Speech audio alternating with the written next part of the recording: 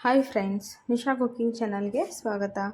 ಇವತ್ತು ನೋಡ್ರಿ ನಾನು ಗರಿಗರಿಯಾದಂಥ ಸಾಫ್ಟಿಯಾದಂಥ ದೋಸೆನ ಮಾಡಿ ತೋರಿಸ್ತಾ ಇದ್ದೀನಿ. ಇದಕ್ಕೆ ಅಕ್ಕಿ ರುಬ್ಬೋ ಅವಶ್ಯಕತೆ ಇಲ್ಲ, ನೆನೆ ಹಾಕೋ ಅವಶ್ಯಕತೆ ಇಲ್ಲ. ನೀವು ಈಸಿಯಾಗಿ ಪ್ರೋಟೀನ್ ಆದಂಥ ದೋಸೆಗಳನ್ನು ನೋಡ್ರಿ ಈ ಥರ ಮಾಡ್ಕೋಬೋದು. ಹಾಗಾದರೆ ಇದು ಯಾವ ದೋಸೆ ಯಾವ ರೀತಿ ಮಾಡ್ಕೋಬೇಕು ಅಂತ ನೋಡ್ಕೊಳ್ರಿ. ಇದು ತುಪ್ಪರೆಕಾಯಿ ದೋಸೆ. ಇಲ್ಲಿ ನಾನು ಒಂದು ಬೌಲ್ನಷ್ಟು ಅಕ್ಕಿ ಹಿಟ್ಟು ಮತ್ತು ಒಂದು ಬೌಲು ಗೋಧಿ ಹಿಟ್ಟನ್ನು ತೊಗೊಂಡಿದ್ದೀನಿ. ಒಂದು 3 ತುಪ್ಪರೆಕಾಯಿನ ತೊಗೊಂಡಿದ್ದೀನಿ ನೋಡಿರಿ. ಕ್ಲೀನಾಗಿ ಈ ಥರ ವಾಶ್ ಮಾಡಿರಿ. ಮತ್ತು ಇದನ್ನು ಸ್ವಲ್ಪ ಕೊತ್ತಂಬರಿ ಸೊಪ್ಪು, ಸ್ವಲ್ಪ ಹಸಿಮೆಣಸಿನ್ಕಾಯಿ, 1-2 ಉಳ್ಳಾಗಡ್ಡಿ ಮತ್ತು ಸ್ವಲ್ಪ ಕರಿಬೇವು ಸೊಪ್ಪು ತೊಗೊಂಡಿದ್ದೀನಿ ದೋಸೆ ಮಾಡೋದಕ್ಕೆ. ಇವಾಗ ಇಲ್ಲಿ ಹಿಟ್ಟನ್ನು ನೋಡ್ರಿ, ಇದು ಅಕ್ಕಿ ಹಿಟ್ಟು ಮತ್ತು ಒಂದು ಬೌಲು ಗೋಧಿ ಹಿಟ್ಟು ಎರಡನ್ನೂ ಮಿಕ್ಸ್ ಮಾಡಿ ಈಗ ದೋಸೆ ಮಾಡೋಣ. ಇಲ್ಲಿ ನೋಡಿರಿ, ನಾನು ಫಸ್ಟು ಒಂದು ಬೌಲು ಅಕ್ಕಿ ಹಿಟ್ಟನ್ನು ಹಾಕ್ತಾಯಿದ್ದೀನಿ ದೋಸೆ ಕಲಸೋಕ್ಕೆ. ಆಮೇಲೆ ನಾವು ತೊಗೊಂಡಂಥ ಒಂದು ಬೌಲು ಅಕ್ಕಿ ಹಿಟ್ಟನ್ನು ಹಾಕಿ ಕಟ್ ಮಾಡಿಟ್ಕೊಂಡಂಥ ಉಳ್ಳಾಗಡ್ಡಿ, ಹಸಿಮೆಣಸಿನ್ಕಾಯಿ, ಕೊತ್ತಂಬರಿ ಸೊಪ್ಪು ಮತ್ತು ಕರಿಬೇವು ಸೊಪ್ಪನ್ನು ಕಟ್ ಮಾಡಿಟ್ಕೊಂಡಿದ್ವಲ್ಲ ಅದನ್ನು ಹಾಕಿ ನೀಟಾಗಿ ಮಿಕ್ಸ್ ಮಾಡಿರಿ. ಸರಿಯಾಗಿ ಮಿಕ್ಸ್ ಮಾಡಿದ ಮೇಲೆ ಇದಕ್ಕೆ ಇವಾಗ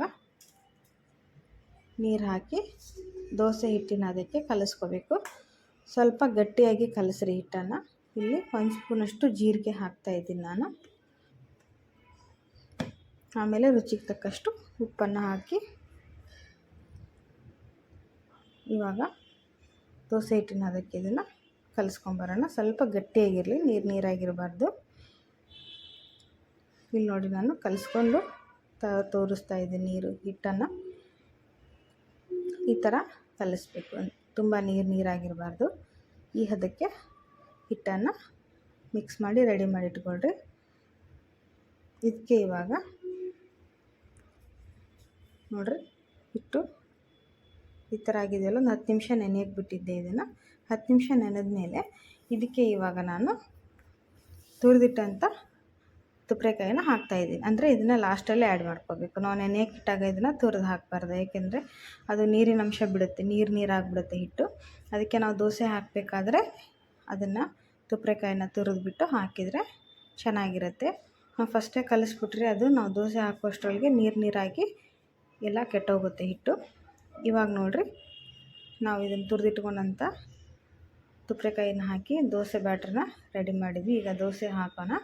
ಹಂಚು ಬಿಸಿ ಇದೆ ನೋಡಿರಿ. ಈ ಥರ ಹಿಟ್ಟು ಹಾಕ್ಕೊಂಬಿಟ್ಟು ತಿರುಗಿಸಿ ದೋಸೆನ ರೆಡಿ ಮಾಡಿಕೊಡ್ರಿ. ಗರಿಯಾಗಿ ಟೇಸ್ಟಿ ಆ್ಯಂಡ್ ಹೆಲ್ತಿ ಆದಂಥ ದೋಸೆಗಳು, ಇನ್ಸ್ಟಂಟ್ ದೋಸೆ ರೆಡಿ ಆಗುತ್ತೆ. ನೀವು ಕೂಡ ಮಾಡ್ಕೊಂಡು ತಿಂದು ನೋಡಿ. ಇವಾಗ ಸ್ವಲ್ಪ 1 ಸ್ಪೂನಷ್ಟು ಮೇಲ್ಗಡೆಯಿಂದ ಎಣ್ಣೆಯನ್ನು ಹಾಕಿ 1 ನಿಮಿಷ ಇದನ್ನು ಲಿಡ್ ಕ್ಲೋಸ್ ಮಾಡಿ ಬಿಟ್ಟುಬಿಡಿ. ಸಣ್ಣ ಉರಿಯಲ್ಲಿ ಸ್ವಲ್ಪ ಬೆಂದಮೇಲೆ ದೋಸೆ ಚೆನ್ನಾಗಿ ಬರುತ್ತೆ, ಕ್ರಿಸ್ಪಿಯಾಗಿ. ನೋಡಿರಿ, ಈಗ ಕೆಳಗಡೆ ಬೆಂದಿರುತ್ತೆ. ಹಿಂಗೆ ತಿರುಗಿಸಿ ಹಾಕಿ 2 ಕಡೆ ಬೇಯಿಸ್ಕೊಂಡ್ಬಿಟ್ರೆ ಗರಿಯಾದಂಥ ದೋಸೆ ತಿನ್ನಲು ರೆಡಿಯಾಗಿದೆ. ನೋಡಿರಿ ಫ್ರೆಂಡ್ಸ್, ಯಾವ ಥರ ಬಂದಿದೆ ಅಂತ ನೋಡ್ಬೋದು.